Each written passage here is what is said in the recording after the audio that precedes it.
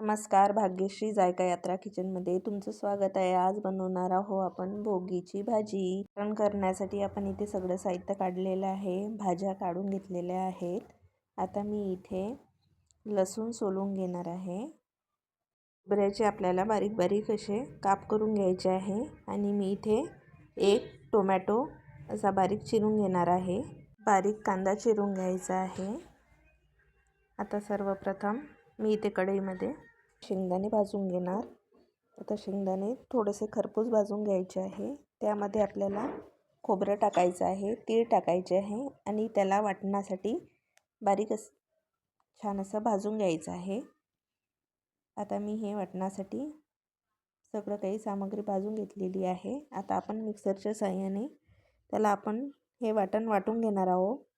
त्यामध्ये मी अर्धा चमचा जिरं टाकणार आहे, थोडी कोथिंबीर आणि सगळं मिक्सरला बारीक करून घेणार आहे। आता मी कढईमध्ये एक मोठा चमचा भाजीच्या फोडणीसाठी तेल टाकणार आहे। अर्धा चमचा मोहरी तडतडली की अर्धा चमचा जिरं आणि काही कढीपत्त्याची पाने। तडका गरम झालेला आहे। आता त्यामध्ये मी बारीक केलेला लसूण, बारीक चिरलेला कांदा त्याला मिक्स करून घेणार आहे। त्यामध्ये आता आपल्याला मिक्सरला आपण जे काही वाटून घेतलेलं आहे मी त्यामध्ये टाकणार आहे। आता ह्या वाटण आपल्याला 1-2 मिनिटे परतून शिजू द्यायचं आहे। हे वाटण शिजलं की आपल्याला त्यामध्ये अर्धा चम्मच हळद, 1 चम्मच लाल मिरची पावडर, अर्धा चम्मच गोडा मसाला,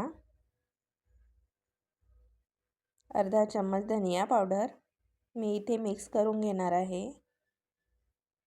आता सगळा मसाला मी इथे मिक्स केलेला आहे। त्यामध्ये मी चिरलेला टोमॅटो टाकून घेणार आणि त्याला आपल्याला चांगलं परतून घ्यायचं आहे।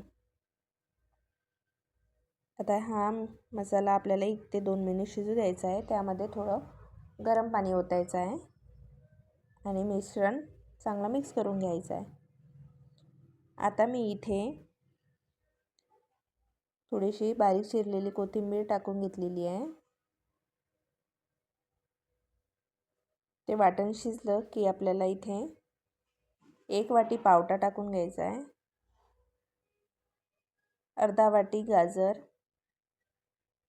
अर्धा वाटी वाटाणा, 1 वाटी घेवडा, 1 वाटी बारीक चिरलेली वांगी, 1 वाटी बारीक चिरलेला आलू आणि त्याला चांगलं मिक्स करून घ्यायचं आहे। आता मी ह्या सगळ्या भाज्या मिक्स करून घेतलेल्या आहे। आता आपल्याला हे झाकून ठेवायचं आहे।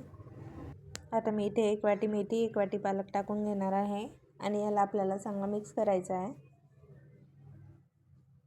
त्यामध्ये आता मी 1 चमचा मीठ टाकून घेणार आणि 1 चमचा तीळ टाकून घ्यायचं आहे आपल्याला आणि भाजीला चांगलं मिक्स करून घ्यायचं आहे। आवश्यकतेनुसार आपल्याला गरम पाणी टाकून त्यावर झाकण ठेवून 15-20 मिनिट आपल्याला ते भाजी शिजवून घ्यायची आहे। आता भाजी शिजलेली आहे, त्यावर आपल्याला कोथिंबीर टाकून घ्यायची आहे।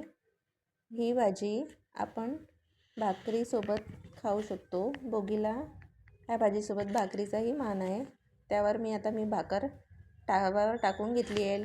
त्यावर आपल्याला थोडे तीळ टाकून घ्यायचे आहे आणि भोगीची भाजी आणि भाकर तयार आहे। तुम्हाला ही रेसिपी कशी वाटली त्यासाठी कमेंट करा, लाईक करा आणि सबस्क्राईब करा। धन्यवाद।